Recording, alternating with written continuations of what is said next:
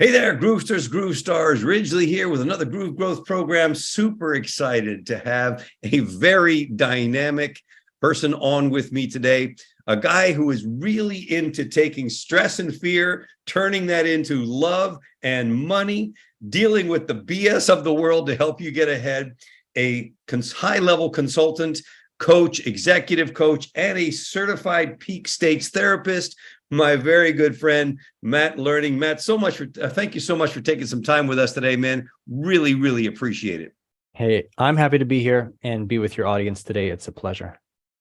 I know that you are all about helping people find their true nature and embrace the unknown.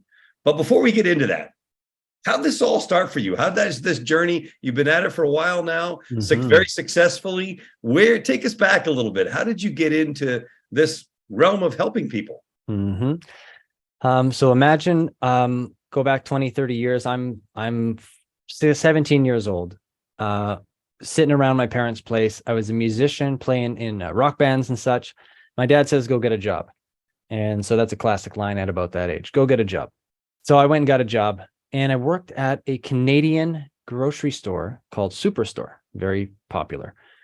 And I got hired for the photo lab. Didn't think I would do that. And I processed film back in the day when they had film. And I processed digital photos. I did that for 3 years. We caused a lot of trouble in that department, especially downstairs. We were connected to the electronics, and those guys are always goofy. We caused a lot of trouble. But in the photo lab, I spent a lot of time by myself in between film reels and such. And so I got to read. I started reading books, particularly a very Oprah recommended book is called A Million Little Pieces by a guy named James Frey. And at the time I hadn't read in years. And I said to my girlfriend, I want to read. And she said, try this book. My mom saw it on Oprah. Apparently it's good. So I got the book. It's about a guy who goes into sort of alcohol rehabilitation. It's like his true story. It's pretty crazy.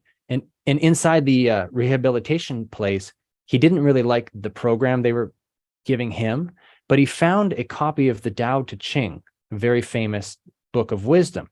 And he found it on the coffee table and he was reading it. So I was reading it through reading his story. And at, 17, 18 years old, it just clicked. It's like my soul was born to encounter this poetic, ancient wisdom. And so I went to the library. I got my own 4 or 5 versions. Thomas Cleary became my favorite writer of the Tao Te Ching. And then I found myself every day at lunch, leaving the photo lab, walking down to the train tracks. And for an hour, I'd sit and I'd read the Tao Te Ching, which is super sort of abstract, ancient leadership principles on how to govern the people with humility. And I'm like 17, 18. I'd go out and drink too much and do all the bad things a 17-year-old would do. But during the day, I'd read this book. And of course, I thought, why am I on the train tracks reading this book? This is not what I'm supposed to be doing at 17. This don't make sense.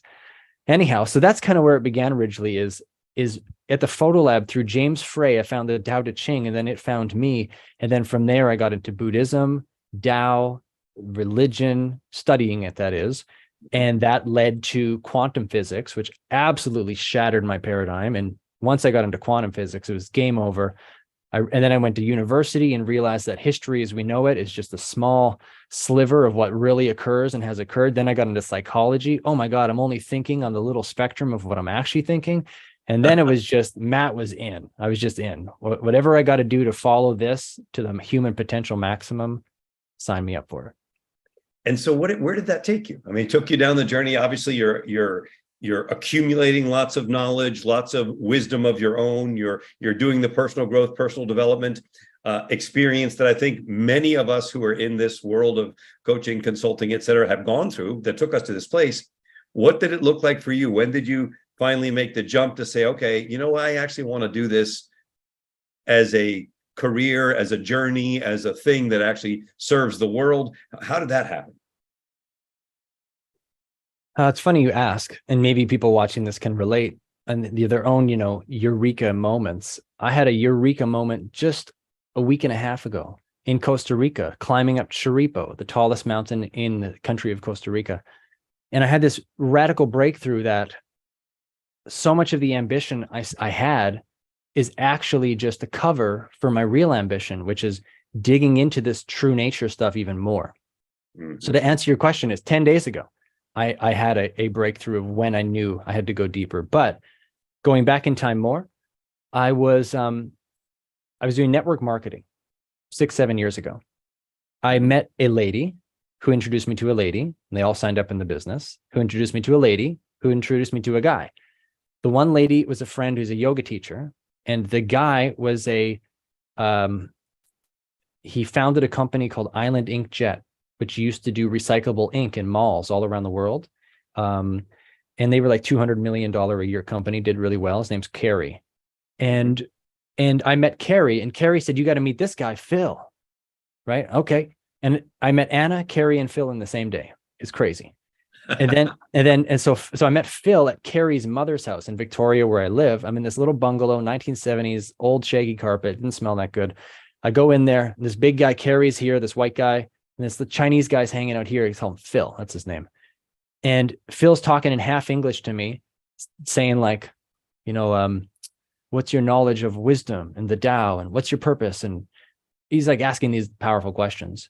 And then Carrie's telling me about their relationship and how they know each other. And then in the back of the room, there's these 5 Chinese guys standing with their arms crossed, watching the whole thing. I don't think they speak much English. And I feel like I'm in the Matrix, like I'm Neo. Right? And then in the kitchen, there's 15 Chinese women cooking food for this big thing that's happening that evening. I didn't know till later. So I'm feeling like, man, I feel like Neo. This is exactly where I'm supposed to be. This is perfect. And then I met Phil, and he took me in under his wing and taught me, and still teaches me to this day, thousands of years of ancient wisdom that he's translated and transcribed over 3 decades into English in a system that rings to the modern ear, where we can laugh at but understand. And he's taught it to me, and now I teach others. And it's a very humbling, wonderful service to offer people. So that was the moment, sitting on that couch, Matrix and Neo style, going, and he said it. He said, Matthew, in broken Chinese, he said, Matthew, you have destiny. You and your people will help many people. We'll serve you, give you good old knowledge, translate it into English, whatever it takes, kind of thing. I said, all right, this is my purpose. I was reading the Tao Te Ching on the train tracks at 17. Now here I am, 28, 27 in the Matrix. This makes sense. I'm in, like I'm sold. And that was it. Mm-hmm. Wow, that's pretty amazing, man. It's a pretty unique story. And so when you got going and doing the work itself, what was that like? Tell us about the early days, because everybody kind of has their own unique journey. I'm sure yours was very unique. So you start studying with these guys. When did you actually start sharing your wisdom and your knowledge with others? The truth is, when it hurt too much. When I was actually younger, when I was 19, my mind and my emotional instability and my insecurity and all that stuff, that swampy stuff on the inside, at 19, it catalyzed into a suffering. I was happy on the outside, happy Matt guy, but inside totally suffering. And at some point, it just hit a threshold of too much. I dealt with like eating disorders. I was dealing with what would be depression. I was dealing with avoidance of like everything. My family and I had a bad relationship. I couldn't be present with, just you name it. Check the list, is all the stuff.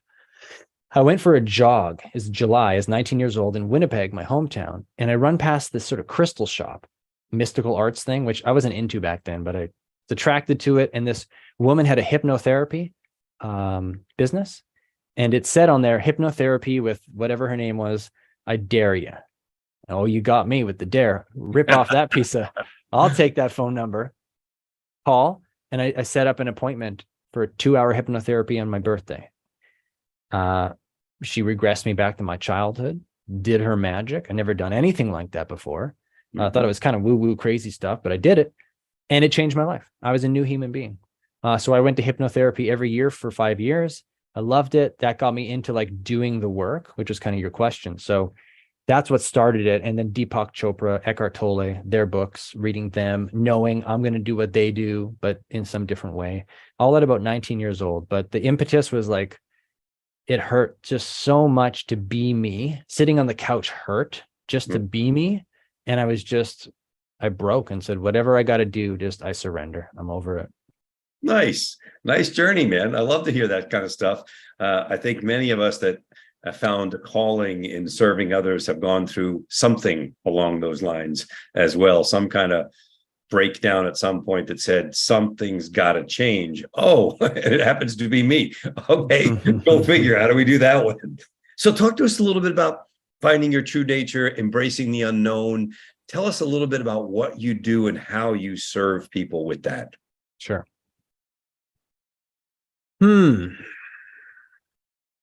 Just thinking about Ridgely. First, before I even go there, I'm like, how has Ridgely helped me help people with that? And that's the first checkpoint. So I check like limbic messaging. I think of what you've taught me so much of. And that can be a good segue. So helping people find their true nature and embrace the unknown, which is also the tagline of the company I run in the consulting with my business partner. It all starts with the end in mind. So the second line, embrace the unknown. So take the case that the reason people go to war with others and themselves, whether it's family at the dinner table or two countries fighting or managers in the C-suite can't get along, whatever. The reason most people fight is because everyone has their own little box and world they live in.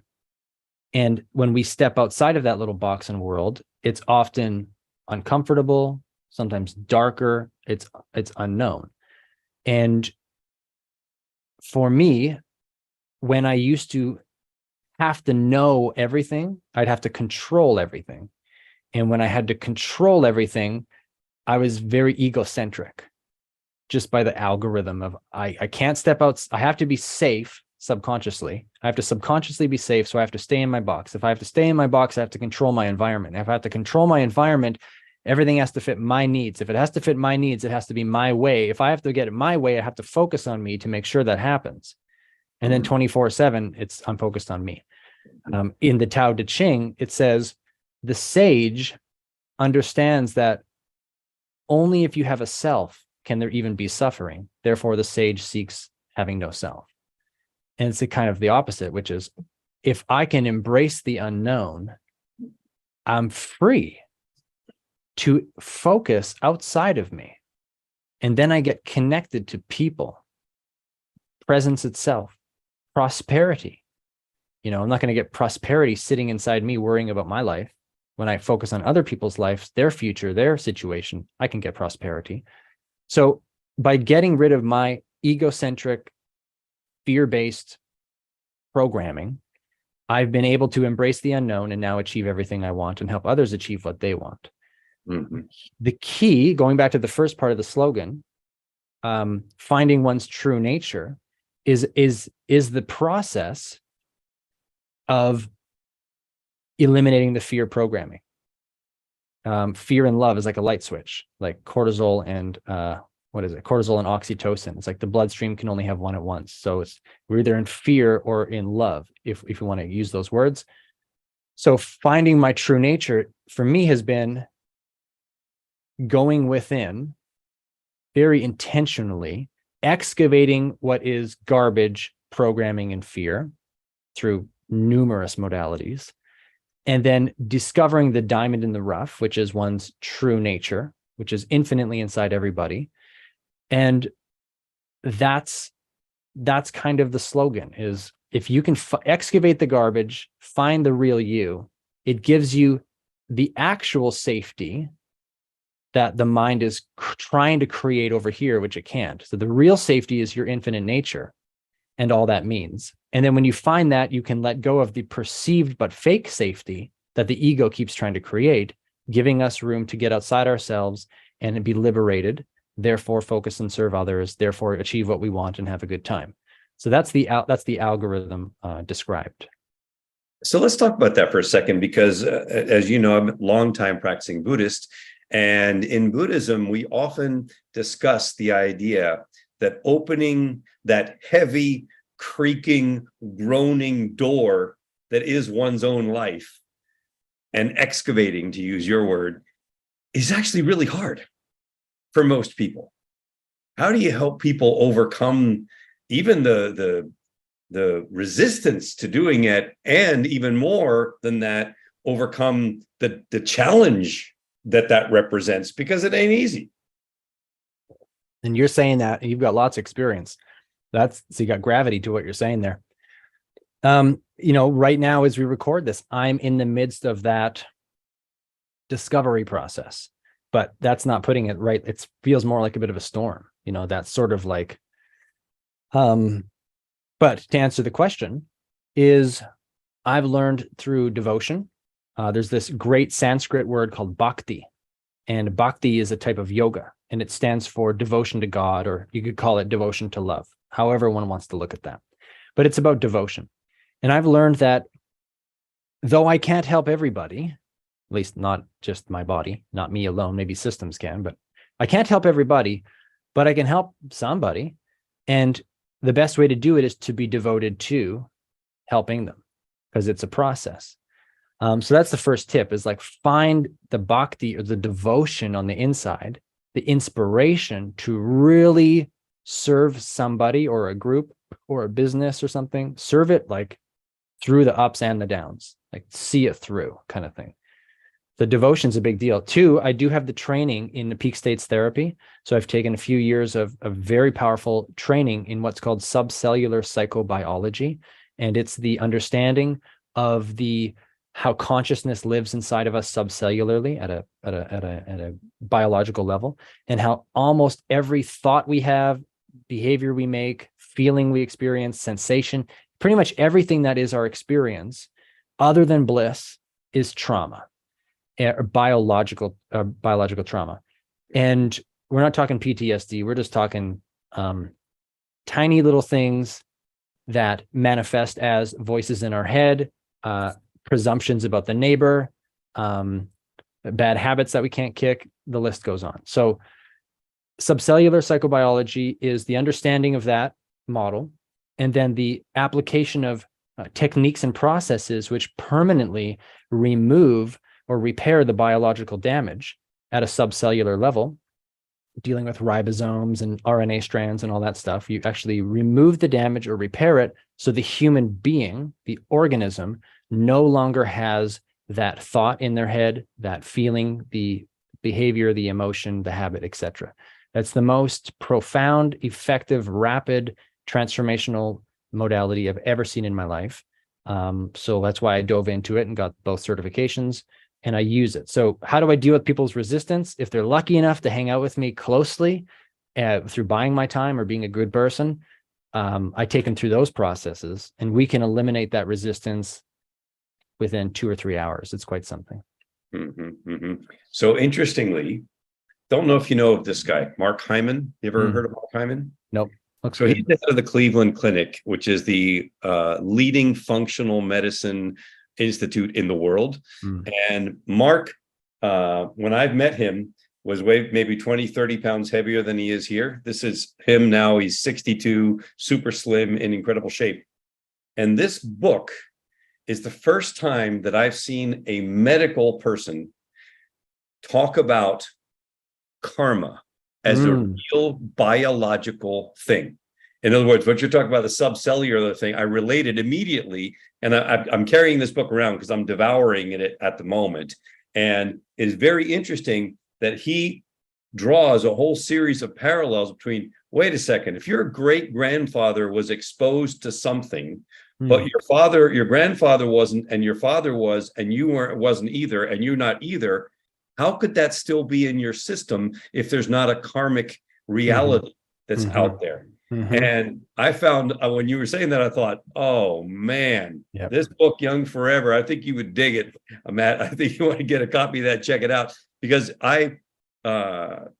one of the challenges that I've given myself in hopefully writing what would become book 20 for me is to help people understand what karma really means and make it more biological, make it more real.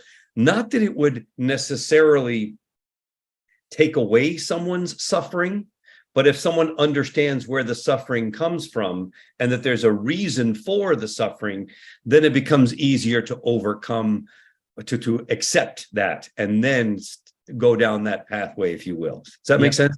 So much sense. I've written down an idea. I'll reach out to you after this another time about that book and that concept, and then I'll look up Mark's book too.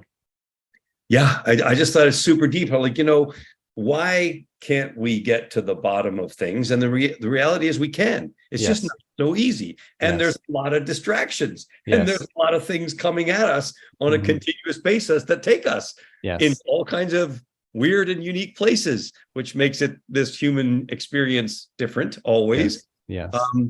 And worthy in my mind. So tell me about, what do you think are the one or two things that people can best do to bring out their best self? One or two things people can do to bring out their best self. My gosh. I know it's a big question, right? It's what I do. It's a good question. I'm letting a few of the normal answers pass by. See if I can grab one or two sort of unique nuggets that aren't as typical. Okay. Like, here's one.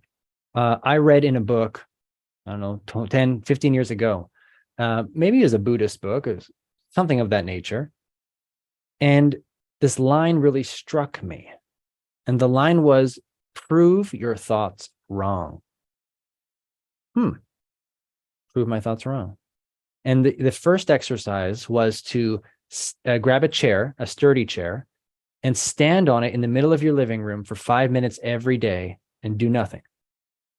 And do it for at least a week.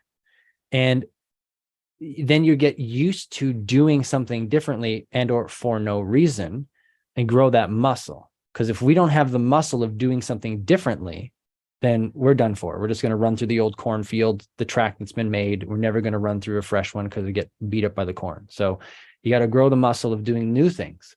And so I did that.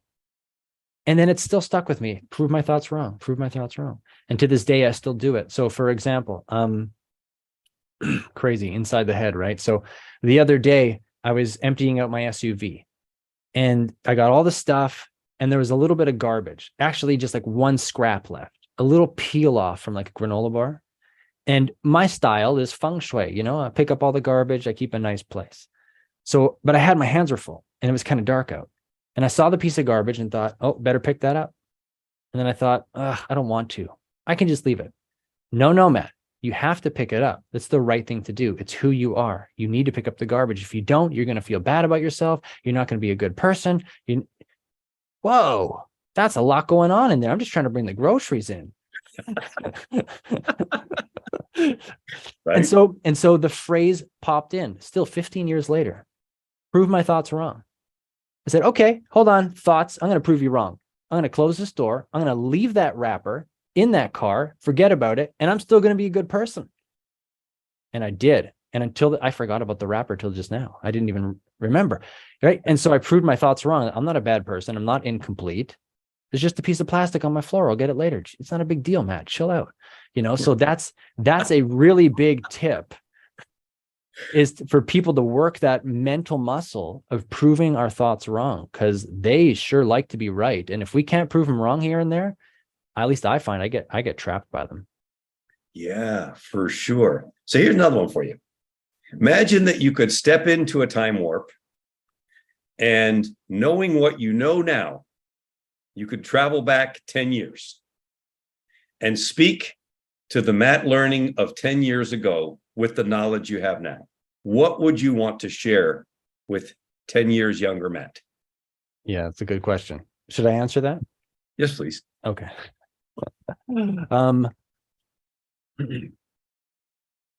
Wow. Okay, that's one. And two. And 10 years ago, 23. Okay, here's what they are. Interesting. So the first one is, don't date so many girls. The next one would be quit alcohol and pot sooner. And then the other one would be Don't try so hard. The people, the friends you're leaving behind don't want to be your friends as much as you think they do. Those are the three things I'd tell myself 10 years ago. And on that last point, say a little more about that one, because that's particularly interesting. Mm-hmm. Yeah, don't date so many girls and cut out the pot and the alcohol. Sure, I get that one.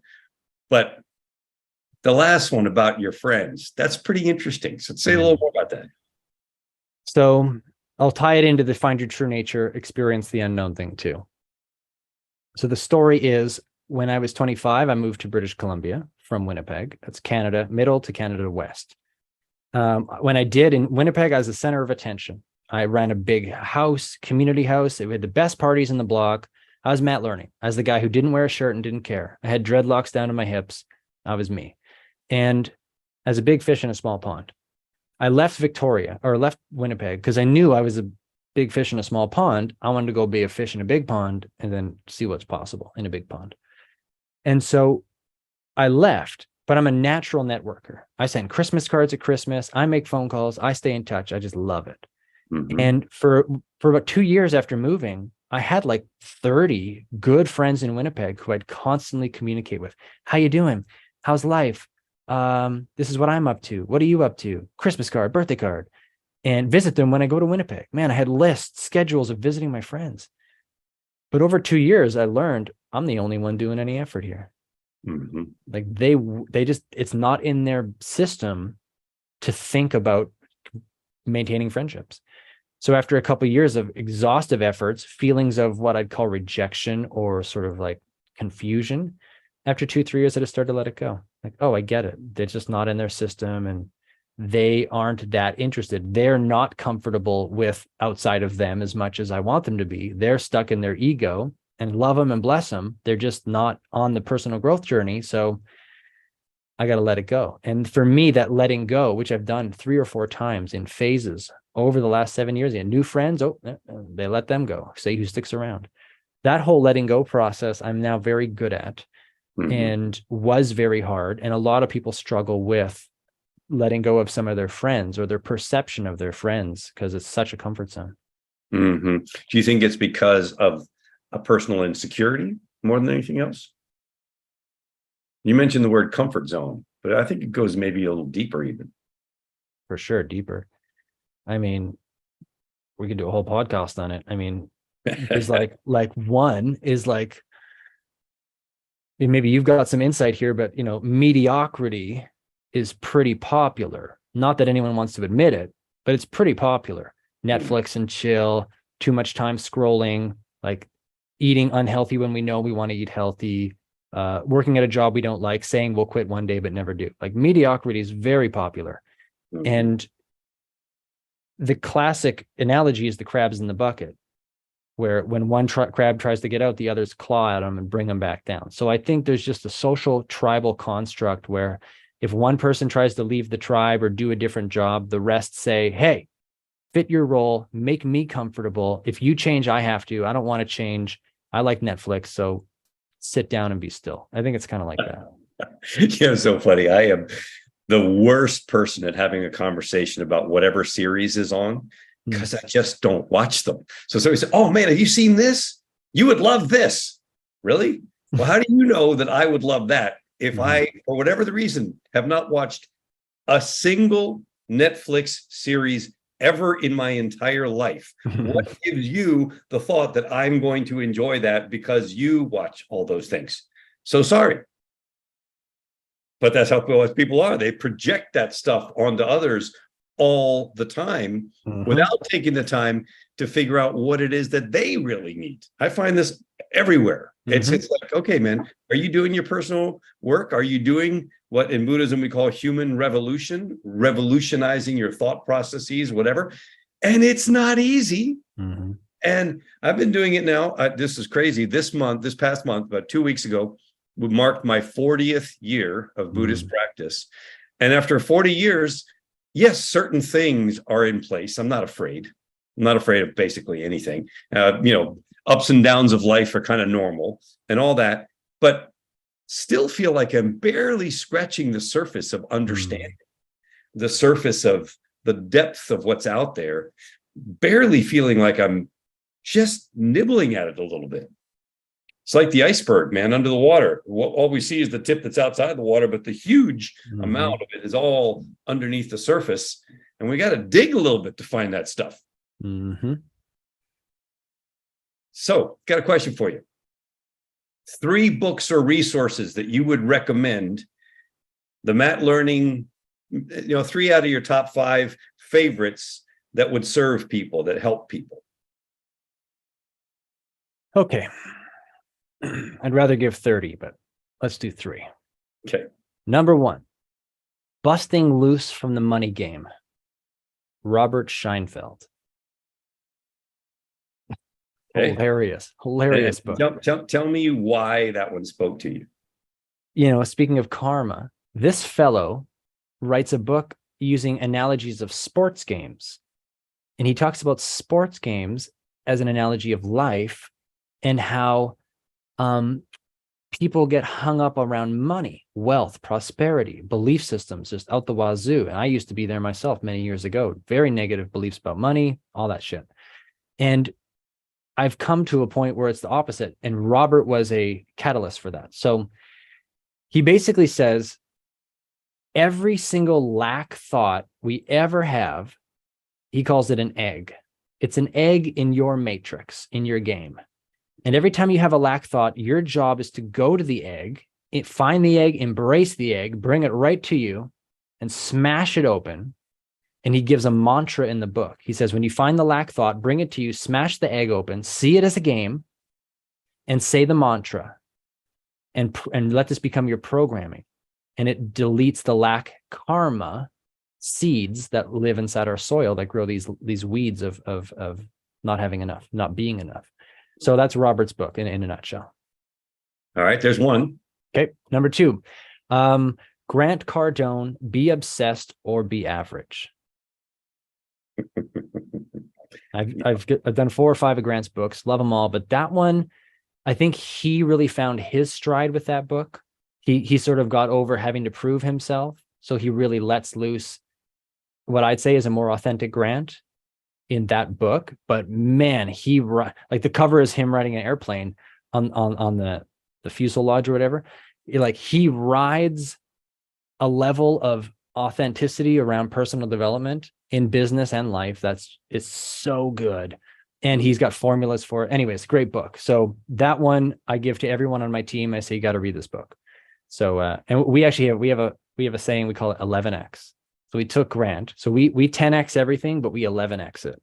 And the 11x, we call it the Tao factor, which is, and here's the quote, the 11x factor is remembering that every material experience is designed to serve your liberation from your karma. That's tying that in, right? I like that. That's really good. Okay. So that's the second book. Okay. Third book, recommended by my martial arts teacher and good friend James. It's called what's the word? Well, I'm getting mixed up here. The Art of Peace. Okay. The Art of Peace by Japanese name Morihei Ueshiba. Okay. Morihei Ueshiba. The Art of Peace, written about 150 years ago. Morihei Ueshiba and this book were actually the catalyst for what's now known as Aikido. And it's a super short book. Anyone can pound it out one day. Amazing book. Awesome.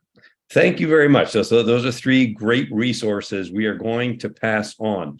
And if people want to find out more about you and the work you're doing, where can we send them?